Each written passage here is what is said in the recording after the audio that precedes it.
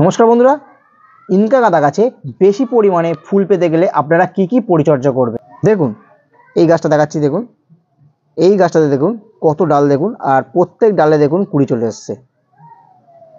বেশি পরিমাণে ফুল পেতে গেলে আপনারা কি কি পরিচর্যা করবেন সেটাই আজকে আপনাদেরকে আমি দেখাবো। এই গাছটা দেখুন, গাছ যখন কিনবেন তখন এরকম ছোট ক্যারি ব্যাগে থাকবে গাছ, বা কোনো পটেও থাকতে পারে, ছোট পটে।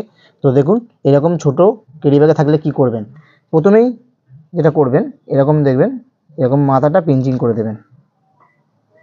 দেখুন এই ছোট অবস্থা যখন থাকবে এই কাজটা আপনাদেরকে করতে হবে। প্রথমে দিয়ে আসলাম 10 দিন পর, 10 দিন পর রেজাল্টটা দেখুন, গাছটা অনেকটাই বড় হয়ে গেছে আর অনেকটা ব্রাঞ্চ ছেড়েছে। এই গাছটাকে এখন 3 ইঞ্চি পটে রিপোর্টিং করতে হবে।